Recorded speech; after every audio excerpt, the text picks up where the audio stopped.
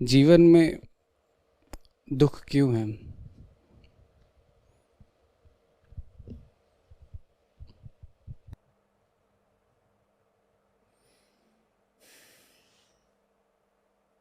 कुछ और विस्तार से पूछना चाहते हो? यही है। ये है सर। दुख माने क्या होता है? दुख किसको कहते हैं? दुख कैसे पता आप दुखी हैं?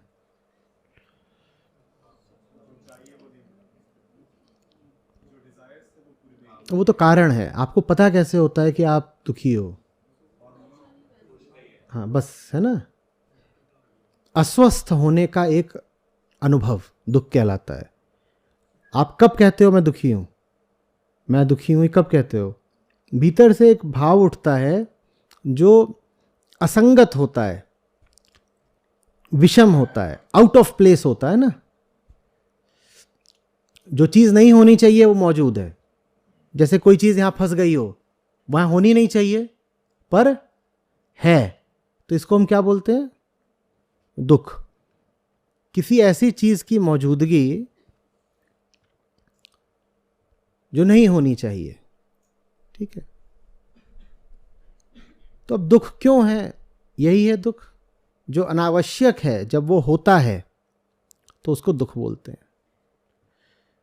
जिसके होने से कोई लाभ नहीं पर फिर भी है, वो दुख है। नहीं होना चाहिए, पकड़ रखा है, वही दुख है।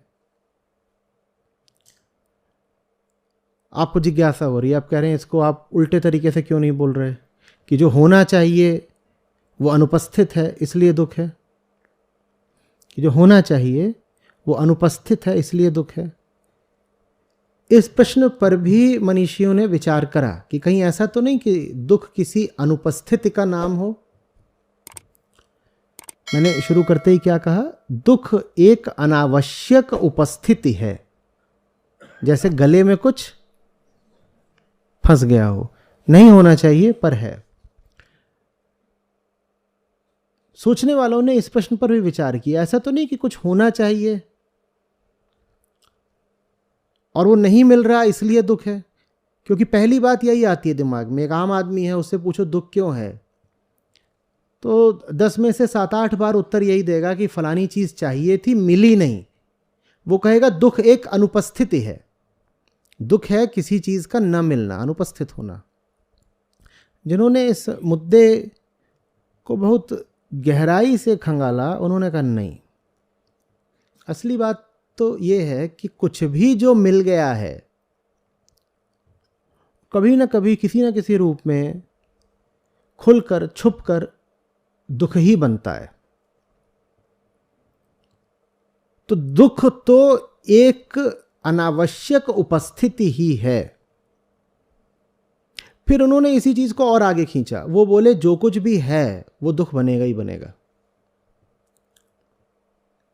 तो ऋषि जब ये बोल रहे थे तो जो बगल में बैठे थे ऋषि, उन्होंने कहा जो कुछ भी है माने किसके लिए है? ये तो बताया नहीं तुमने। वेदांत में ऐसी ही बातचीत होती है। बोले जो कुछ भी है वही दुख बनेगा, किसके लिए? बोले अरे जीव के लिए ही होता है जो कुछ होता है उसके जीवन में। उसके जीवन में क्या क्या होता है? विचार होते हैं, आदर्श होते हैं, रुपया होता है, पैसा, घर, धन, दौलत, परिवार, प्रतिष्ठा, ये सब चीज़ें होती हैं सबके पास, अतीत, स्मृतियाँ, ये सब होता है। तो बोले अच्छा, जो जीव के लिए तो ये सब चीज़ें होती हैं। बोले हाँ, जीव के लिए जो कुछ है वही दुख है। बोले किस अर्थ में जो कुछ है वही दुख है? बोले अपूर्णता के अर्थ में।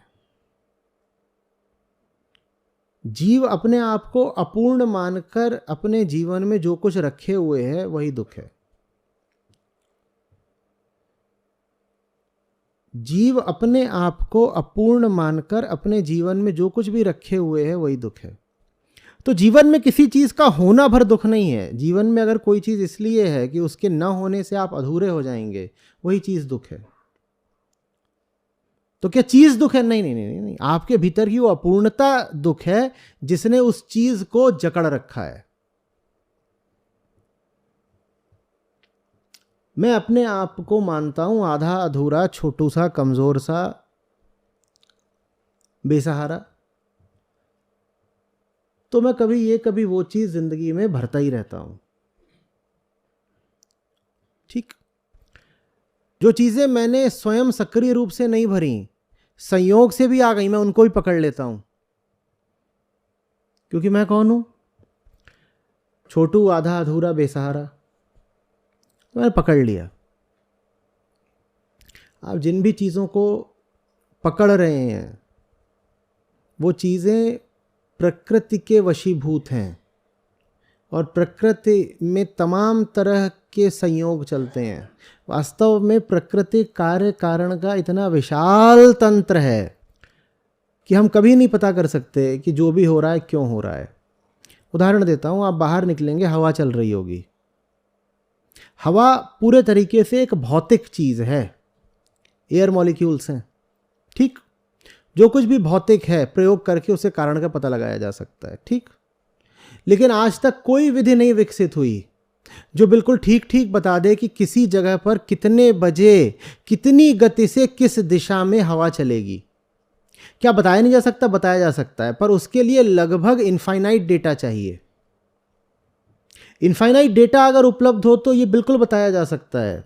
आज से ही नहीं, आने वाले 1000 सालों में भी किस जगह पर किस समय किस दिशा में कितनी गति से हवा चलेगी सब बताया जा सकता है।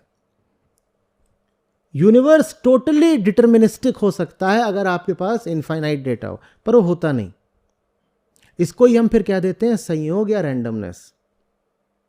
तो आपको कभी पता नहीं चल सकता कि आपके जीवन में आया वो क्यों आया, बस ऐसे ही आया। पर आप बने हुए थे अधूरे, आपने उसको धर लिया। बेटा तू आ गया ना, यही तेरी गलती है, मैं तुझे पकड़ लूंगा। जैसे किसी डॉक्टर का क्लिनिक चलता ना हो, संयोग से कोई पेशेंट आ जाए, वो चढ़ के बैठ जाता है उसके ऊपर, जाने ही नहीं देता। समझ में आ रही है बात? ये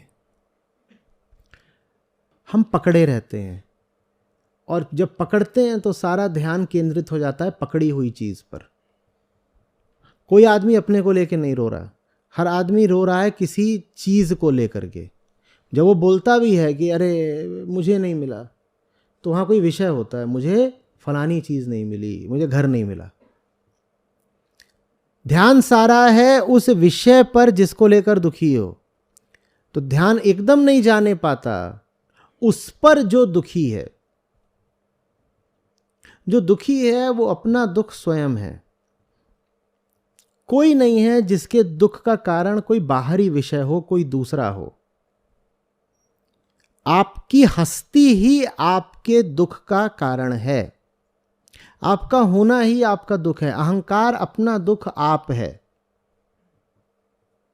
और उसी आंतरिक दुख की अभिव्यक्ति होती है उन सब चीजों में जो आपके जीवन में अनावश्यक मौजूद हैं।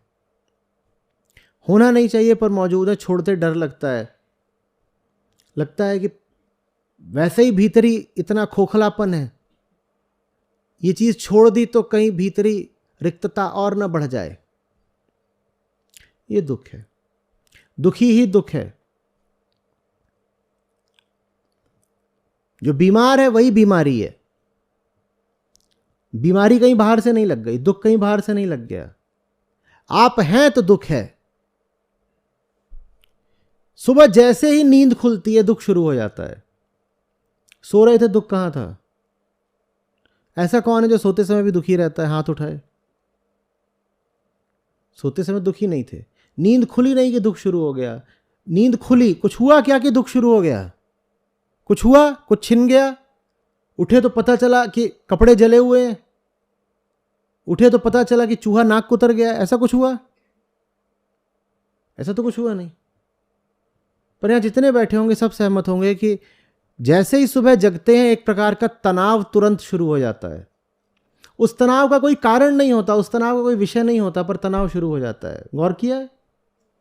विषयहीन तनाव, कारणहीन तनाव, रीजनलेस टेंशन शुरू होता है कि नहीं? फिर आपको सोचना पड़ता है कि आज की ताजा गड़बड़ क्या है, खोजना पड़ता है कि आज क्या गलत हुआ है, क्योंकि दुख को जस्टिफाई भी तो करना है। नहीं तो मूर्ख जैसे लगेंगे कि हुआ कुछ नहीं है लेकिन दुखी घूम रहे हैं, किसी को क्या बताएंगे? तो आज का ताजा कारण, आज का ताजा कारण, आज का ताजा कारण। कहीं से तो कारण खोज के लाओ, नहीं कोई पूछेगा कि ये मुंह लटकाए काहे घूम रहे हो तो क्या बोलेंगे? बड़ा अजीब लगेगा, कहेंगे नहीं वजह तो कुछ नहीं है, बस हम बेवकूफ हैं। ऐसे तो नहीं बोलते। तो सुबह उठना ही दुख है, माने चेतना की जागृत अवस्था जिसमें स्मृतियां हैं और विचार हैं, यही दुख है। उस अवस्था में दुख है माने क्या? उस अवस्था के केंद्र में दुख है। उस अवस्था के केंद्र में क्या चीज बैठी हुई है? हमारी अपूर्णता, हमारा स्वयं को लेकर के बड़ा गलत विचार है। आप अपने आप को जो भी मानते हैं वही चीज गलत है। निसर्गदत्त महाराज से कोई मिलने गया, वो बहुत बातचीत हो गई, फिर बोलते हैं कि बालक एक ही चीज़ तुमको बोल सकता हूँ, तुम जो अपने आप को समझते हो ना, तुम वो हो नहीं। पता नहीं इतने में भी उसको कितना समझ में आया होगा, क्योंकि वो बहुत समझाते नहीं थे, वो उनका अलग चलता था। बोल दिया तो बोल दिया, तुम्हें समझना है समझो, नहीं तो भागो यहाँ से। बोले कि you are not what you take yourself to be, that's all. तुम वो हो ही नहीं जो बने बैठे हो।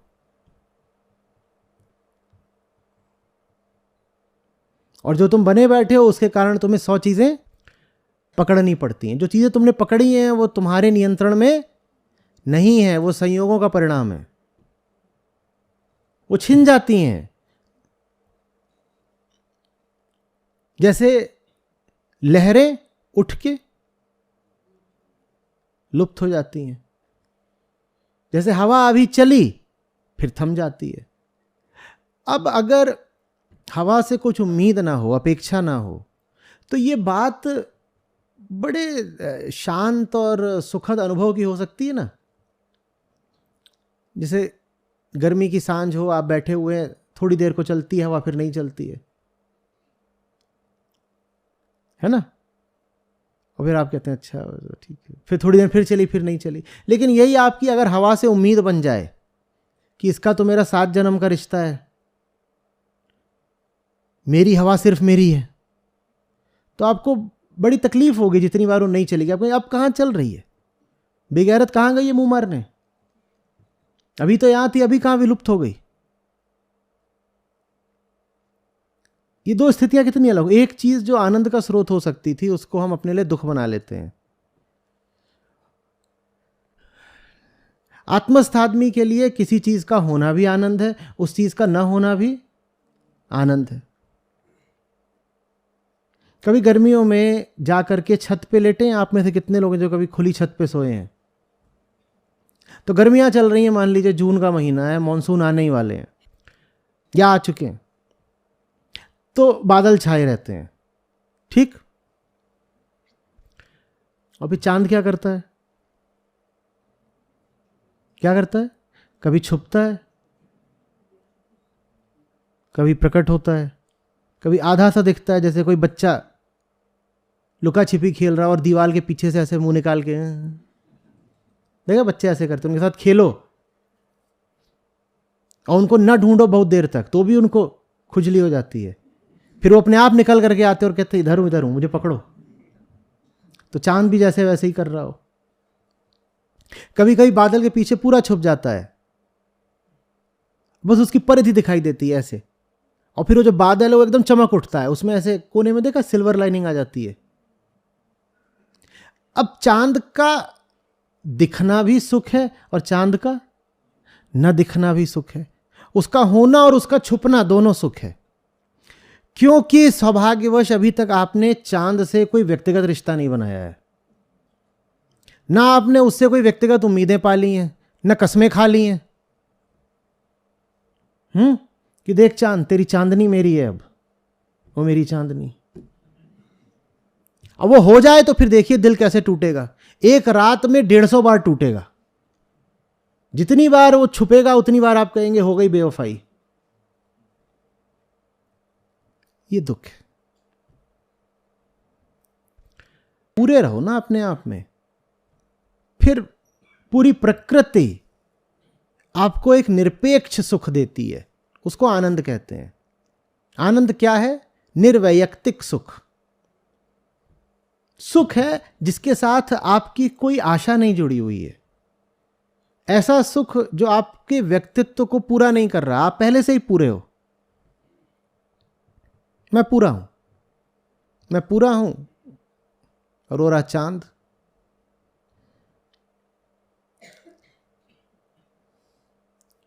जीवन को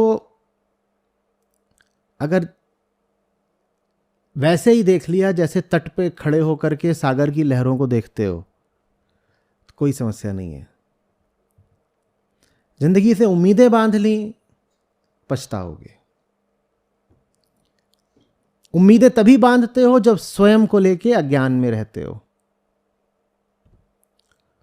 तो दुख का क्या कारण हो गया? आत्म अज्ञान। आत्मज्ञान का अभाव ही दुख है। हम नहीं जानते हम कौन हैं, तो हम पूरी सृष्टि को अपने लिए दुख बना लेते हैं। कोई आया आपसे सहज 4 बातें हंसकर चला गया, ये बात तो हल्के फुल्के सुख की होनी चाहिए थी, सहज सुख। उल्टे आप रोना शुरू कर देते हो उसके जाने पर। आप कहते हो टिका क्यों नहीं? होता है कि नहीं होता?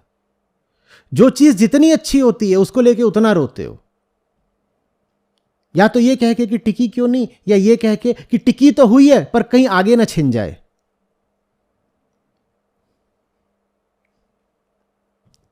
हम पूरे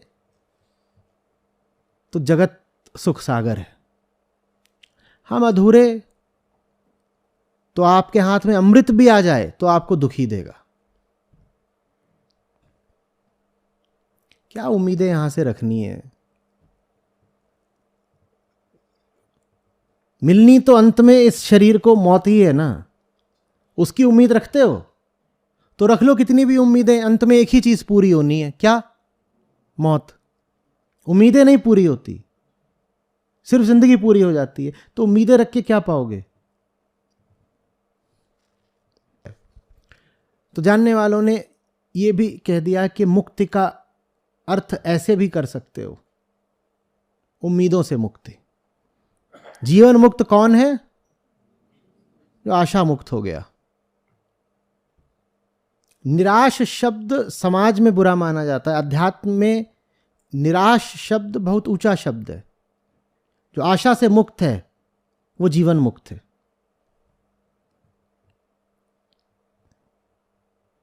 कैसा खेल है, चल रहा है, हम देख रहे हैं। जब तक है बहुत सुख की बात है, जब नहीं है तब भी क्या चला गया।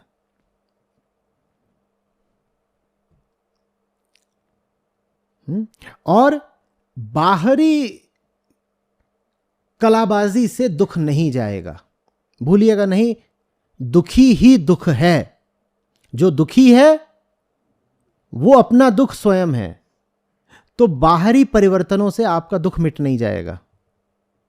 आपको दुख मिटाना है तो अपने आप को मिटाना होगा। आप चाहें कि दुनिया में कुछ फेरबदल कर दें, जिन विषयों से आपका संबंध है उनको बदल दें, आगे पीछे कर दें, कुछ पुरानी चीज छोड़ करके कोई नई चीज ले आएं, ये सब कर दें, दीवारों में नए रंग का पेंट करा दें, इससे दुख चला जाएगा। दुख जाएगा जब आप जाएंगे। और आपका जाना आपके लिए बड़ी खुशखबरी की बात होती है, डरिए मत। हमारा जाना माने हमारी बेहोशी का जाना। जब आपकी बेहोशी जाती है तो आप प्रकट होते हैं फिर पहली बार, उसको जन्म कहते हैं। आपका जाना माने ये नहीं कि आपकी हस्ती विलुप्त हो जाएगी। आपका जाना माने आपकी बेहोशी का जाना। आप बेहोश जब नहीं रहेंगे तब तो आप पैदा होंगे ना, तब तो आप हुए, तब आपका अस्तित्व आया। नहीं तो हम जैसे हैं, हम होते कहाँ हैं? कुछ नहीं, बिना हुए ही मर जाते हैं। क्या छोरा पैदा हुआ नहीं? पैदा नहीं हुआ, 80 साल बाद मर गया। मरा कौन? पैदा ही नहीं हुआ था। डबल ट्रेजेडी, दूनी त्रासदी। पहली बात पैदा नहीं हुआ, और दूसरी बात मर भी गया, और उसमें इतना और जोड़ दो कि 80 साल तक दुख और भोगता रहा। कहीं पैदा नहीं हुआ पर दुख कैसे भोगे? यही तो चमत्कार है, इसी को माया बोलते हैं। पैदा हुआ नहीं, दुख पूरे भोगे।